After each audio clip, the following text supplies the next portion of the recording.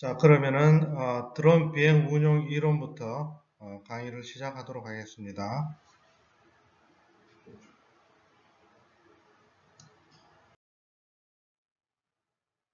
예, 운용 이론 저희 목차에서 아까 말씀을 드렸지만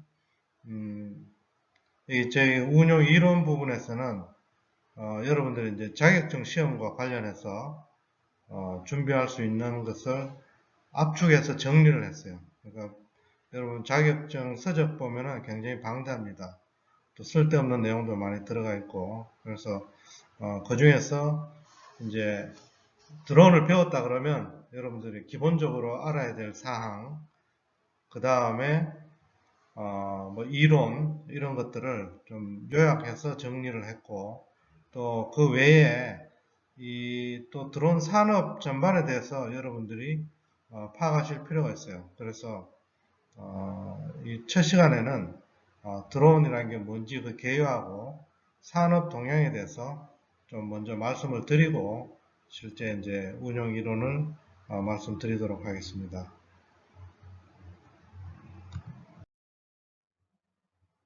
드론의 정의라고 하면은 이렇게 쓸 수 있겠죠.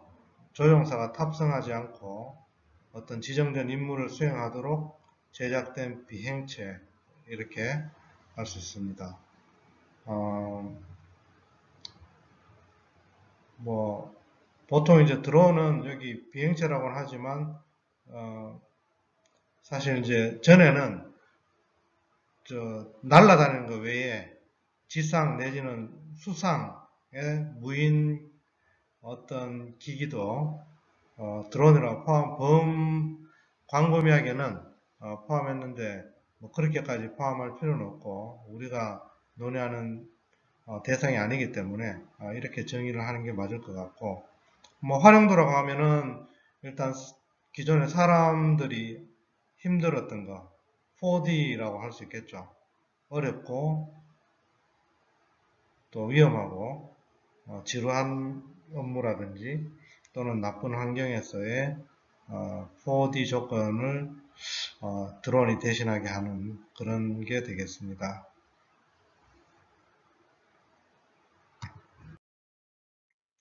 자, 우리 용어를 한번 보면은 가장 많이 쓰이는 게 이제 우리 일반적으로 드론 하잖아요. 근데 여러분 잘 기억해 보시면 드론이라는 용어가 이제 군사 기기를 먼저 의미를 했어요. 군용기에서 무인 군용기죠. 말하자면 거기서 이제 출발을 했고 지금은 이제 산업용으로 또는 민수용으로 광범위하게 퍼졌기 때문에 그 용어가 그대로 와서 이제 이야기를 하고 있습니다. 그러니까 가장 대중적인 용어다 이렇게 볼 수 있을 것 같아요.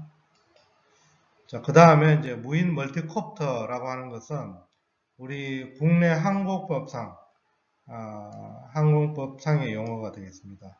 정확하게는 초경량 비행장치 중에서 무인 멀티콥터에 해당이 됩니다. 그 다음에 이 드론이라는 게 이제 영국, 미국 이런 쪽에서 출발을 했기 때문에 영어권에서는 드론도 쓰지만 이런 말을 또 많이 씁니다. UAV 또는 이제 vehicle은 빼고 UA 이렇게 많이 쓰거든요. 그래서 항공기를 자기들 나름대로 분류하면서 용어를 만들었고, 그다음 무인 비행장치를 의미한다고 보시면 되겠습니다. 그래서 이 용어도 상당히 많이 사용하는 용어가 되겠습니다. 그 다음에 이 용어가 중요한데요. RPAS라고 하는데 리모티드 파일럿티드 에어크래프트 시스템의 약자인데 이게 왜 중요하냐면 이 국제 민간 항공 기구가 있어요. 이게 이제 유엔 산하 기구입니다. 우리가 이제 항공 그러면은 기본적으로 이제 국제 간에 날아다니는 거기 때문에 이게 이제 국내법만으로는 의미가 없죠. 각 국가의 국내법만으로는 의미가 없고 어떤 국제 관리 기구가 당연히 필요할 겁니다. 그래서 이게 이제 2차 세계대전이 끝나고 이게 바로 유엔 산하 기구로 만들어진 것이 이카오, 우리말로 국제민간항공기구입니다. 그래서 여기서 이제 드론에 대해 무인기에 대해서 정의를 쭉 해놨는데 여기서는 이제 알파스 이렇게 정의를 했습니다. 근데 이게 왜 중요하냐면 여러분 드론 그 시험 칠 때 드론 용어할 때 꼭 이게 나와요. 알파스를 묻는 게 나옵니다. 그래서 좀 용어가 영어라서 어렵긴 하지만 이것도 국제적인 공식 용어다 이렇게 이해를 하시면 될 것 같습니다. 나머지 UAS라든지 UA라든지 뭐 이런 것도 잘 쓰이진 않지만 쓰이는 경우가 있고 특히 이제 군용 있죠. 군용은 이 단순한 어떤 비행체하고 조종기만 있는 게 아니고 하나의 시스템을 이루어요. 그래서 그 지상 통제실이 따로 있어요. 지상 통제실이 있어가지고 통제를 하고 또 이제 중계 장비도 있고 또 발사체가 큰 발사체가 있을 수도 있어요. 있는 경우도 있습니다. 그런 걸 통칭해서 우리가 UAS다 이렇게 이야기를 합니다. 이런 여러 가지 용어가 있고 뭐 가장 대중적으로는 드론이다 이렇게 생각하시면 됩니다. 자, 항공기 발전을 한번 볼까요? 오래됐습니다. 이게 2차 세계대전 전이니까 상당히 오래됐죠. 영국의 퀸 B라고 하는 무인기가 드론의 원조라고 합니다. 그래서 이 드론이라는 용어 자체도 이때 영국에서 만들어졌다고 하는 소문입니다. 정확하게 검증된 것은 아니고 그런 뭐 드론이 뭐 꿀벌이 윙윙거리는 소리를 따서 드론이라고 했다 이런 말도 있는데 정확하지는 않다 그래요. 어쨌든 그때 이름이 퀸 B였고 이게 이제 2차 세계대전을 거치면서 이제 어떤 비행기 형태의 모양을 띠게 됩니다. 결국은 우리 이제 미사일 형태인데 여러분 미사일이란 게 사람이 안 탄 비행기 컴퓨터잖아요. 컴퓨터로 제어되는 비행기죠. 그래서 이 미국하고 독일 뭐 이런 데 국가를 중심으로 제국주의 시대에 드론이 이제 전쟁에 투입이 됐고 사실 드론의 역사는 뭐 전쟁의 역사와 더불어 발전했다고 할 수 있어요.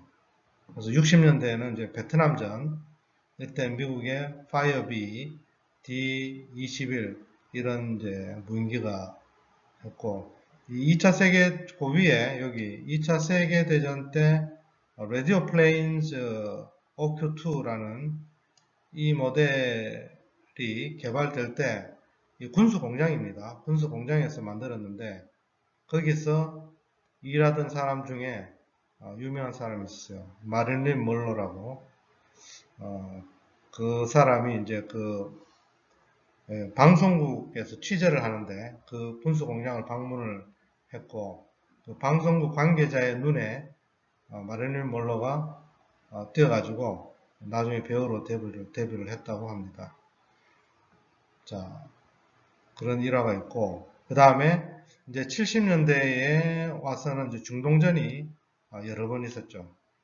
유명한 6.1 전쟁 이런 것들이 다 이때 생겨났고 그때 이스라엘에서 파이어비 1241이라는 모델을 갖고 맹활약을 했다고 합니다.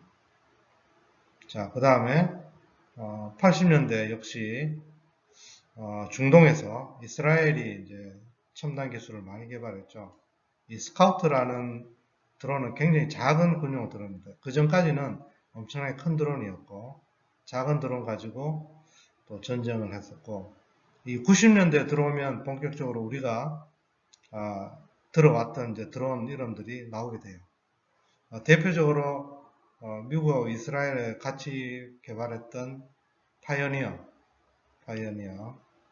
그 다음에 또 미국의 패스파인더 아주 유명한 드론이죠.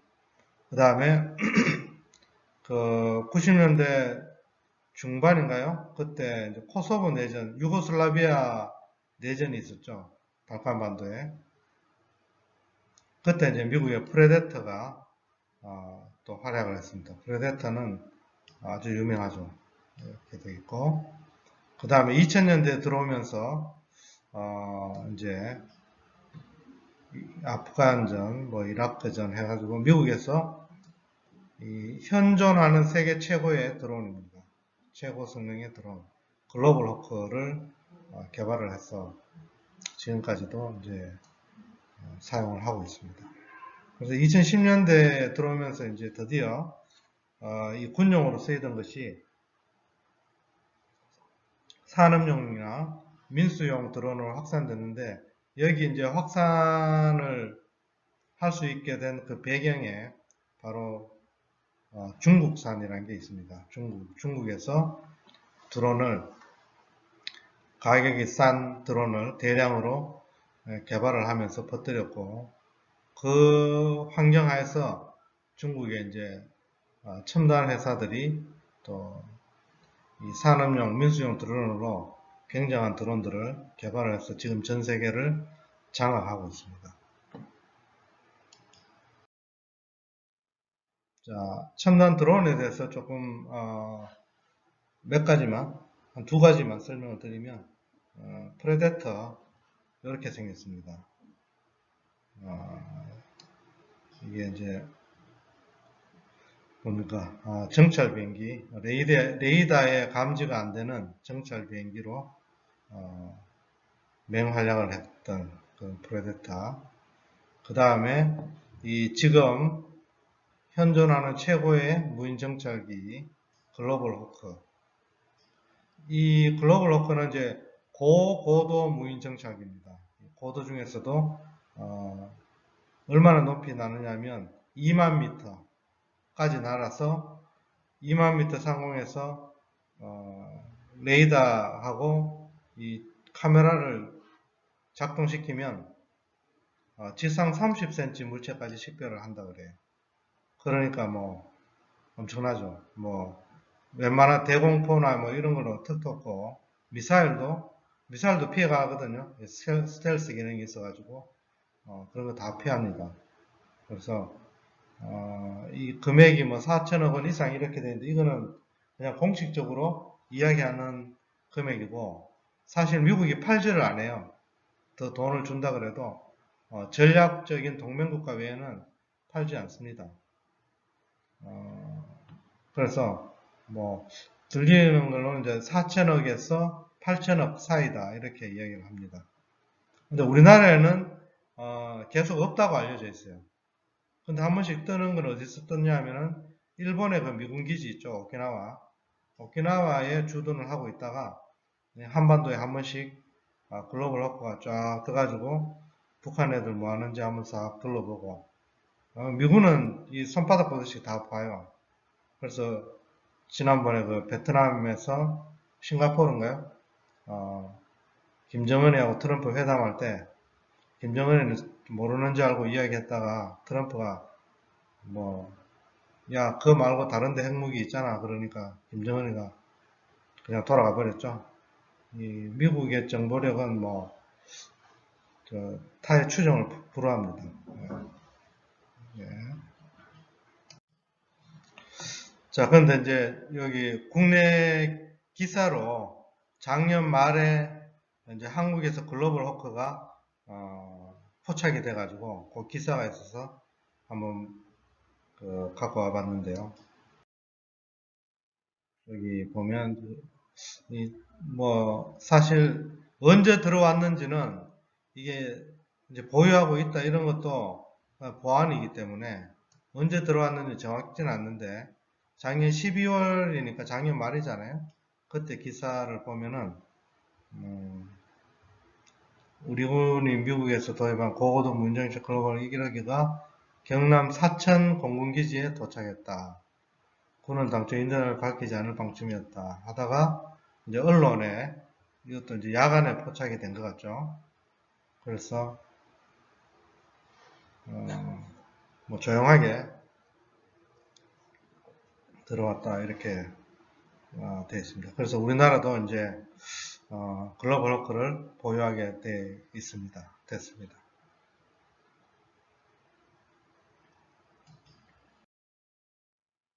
자, 그래서 이런 무인 항공기를 분류를 할 때, 지금 군용은 대부분 고정익이죠, 고정익.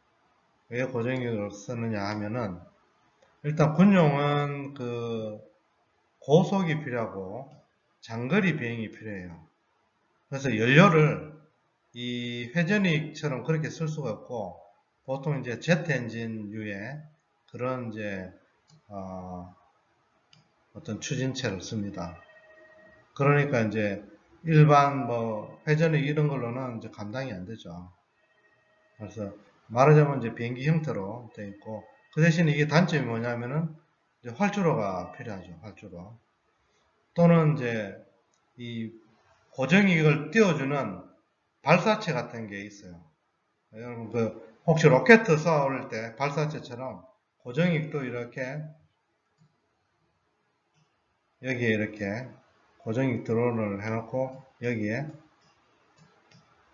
이 발사체를 통해서 연료를 태워가지고 날려보내는 이런 것도 있어요. 자, 그런 게 고정익. 회전익은 지금 우리 무인 멀티콥터를 비롯해서 헬기도 해당이 되죠. 이게 이제 장점은 이제 활주로가 불필요하다. 수직 이착륙이 가능하다는 것이고, 단점은 고정익에 비해서 시간과 거리가 제한되어 있다. 또 속도가 빠르지는 못하죠. 왜냐하면 헬리콥터 프로펠러를 이용해서 하는 거다 보니까 빨리 날 수는 없어요. 그래서 이 혼합형도 최근에 많이 개발됐어요. 우리나라 육군에서 보유하는 드론은 이 혼합형이 많아요. 뭐냐면 고정익하고 회전익이 혼합되어 있는 형태인데, 다른 말로 이제 틸트 로터 이렇게 되어 있고, 이륙 착륙할 때는 수직으로 헬기처럼 이 프로펠러하고 동력을 이용해서 이렇게 하고, 이륙한 다음에는 고정익처럼 고속 비행을 하는 그런 형태입니다. 딱 좋을 것 같은데, 이게 그동안은 이제 기술적으로 고장도 많고 또 뭐 운용이 어렵고 사실 또 비싸고 이랬기 때문에 했는데, 그 최근에 이제 육군에서도 다양한 형태의 틸트 로터를 보유를 하고 있습니다.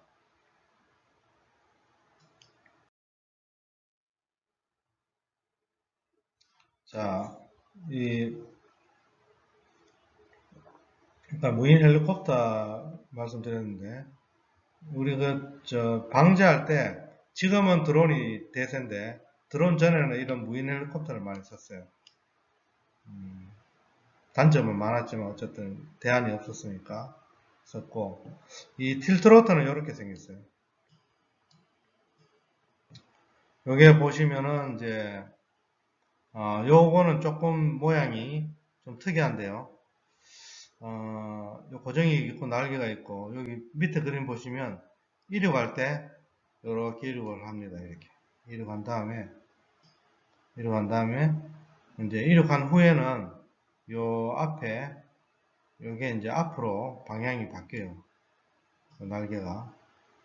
그런 상태에서 이제 계속 이 프로펠러가 도는 것 같습니다. 이 모델은.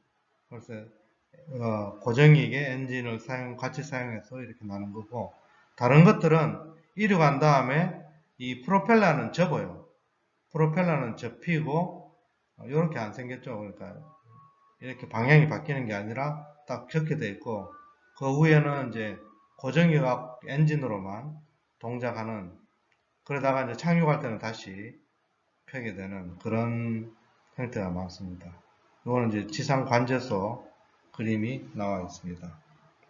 그 다음에 왼쪽에 이제 무인 멀티콥터가 우리가 이제 배우려고 하는 건데요.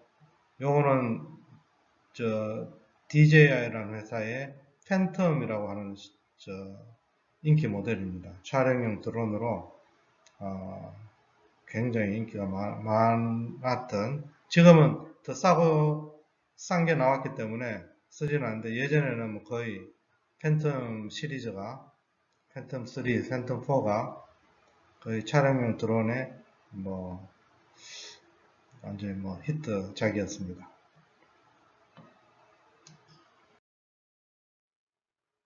자, 우리 이제 초경량 비행장치 무인 멀티콥터를 배우고 있는데, 이 초경량 비행장치가 뭔지를 좀 알 필요가 있어요.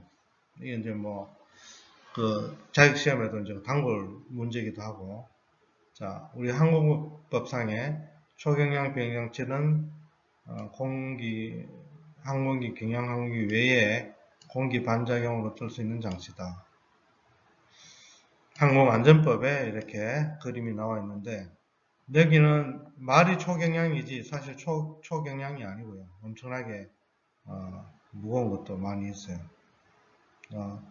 일단 동력하고 무동력이 다 포함이 되는데, 또 초경량 비행장치라고 하면은 무인도 있고 유인도 있어요.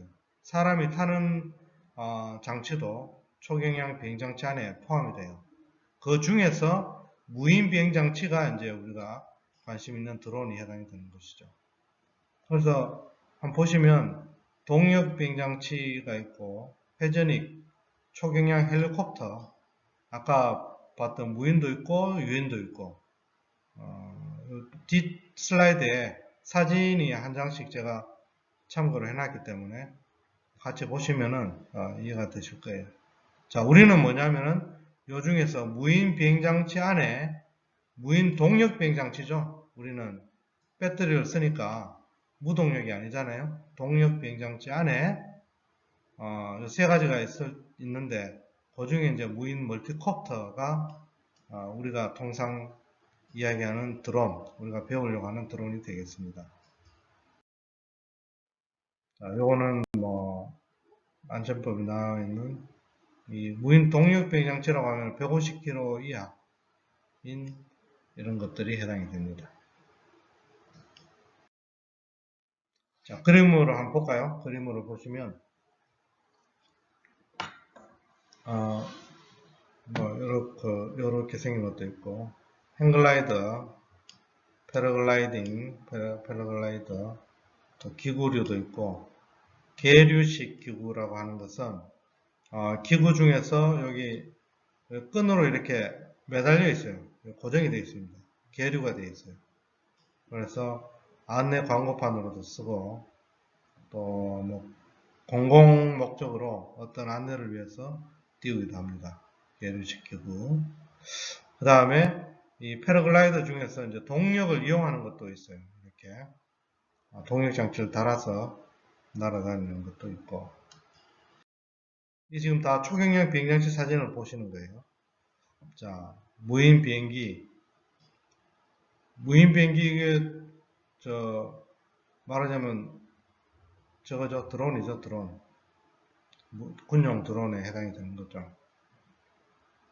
여기 보니까 이 그림은 틸트로터 같아요. 하이브리드 형태. 그 다음에 무인 헬리콥터. 여기 보시는 것처럼 이 드론이 나오기 전에는 제가 지금부터 드론이라고 하면 무인 멀티콥터를 이야기를 하도록 하겠습니다. 이 무인 멀티콥터 드론이 나오기 전에는 농약 방지를 다 이걸로 했어요.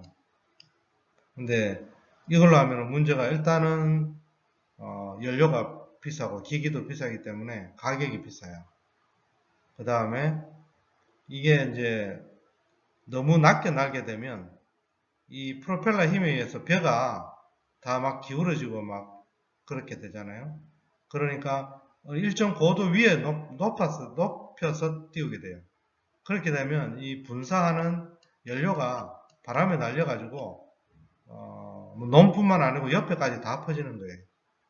그런 단점이 많았습니다.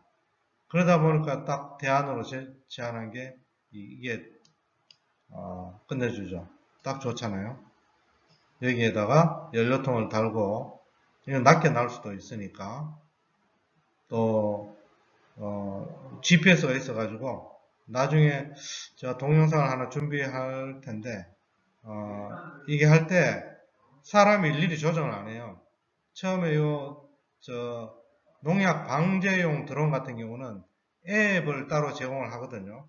그래서 앱에서 처음에 한번 이렇게 이 농약 칠 때를 한번 이렇게 쭉 훑어요. 위치를 훑어가지고 이렇게 모양, 내가 어떤 경로로 할지를 이렇게 정합니다. 그럼 한번 쭉 하고 그걸 딱 스타트 해가지고 버튼만 딱 누르면 자기가 들어온 지가 알아서 이런 모양으로 그 다음부터는 실제로 농약을 분사를 하게 돼요. 그러니까 엄청 편하겠죠. 자, 이걸로 되니까 일단 가격 싸죠. 그 다음에 낮게 날 수 있으니까 뭐 바람에 흩날리고 뭐 이런 것도 많이 줄었죠. 또 일단 가격이 또 편하고 뭐 이러니까 요즘 이제 농협 그 단위조합 이런 데서 이걸로 하면은 또 지원도 해줘요. 그러니까 이제 우리나라 방제 드론이 상당히 많이 활성화가 되어 있어요. 자, 그 다음에 이제 자이로프레인, 초경량 헬리콥터 이런 건 다 유인이죠. 유인. 이것도 초경량 비행장치에 속하고 무인 비행선은 여러분들이 많이 봤죠. 이렇게 이런 것들이 전부 이제 초경량 비행장치 안에 들어가고 우리가 관심 있는 것은 그 안에 있는 무인 멀티콥터다. 이렇게 이해를 하시면 될 것 같습니다. 자, 드론 활용 분야가 나오는데요. 요거에 대해서는 지금 시간이 조금 경과가 됐기 때문에 다음 영상으로 다시 녹화하도록 하겠습니다.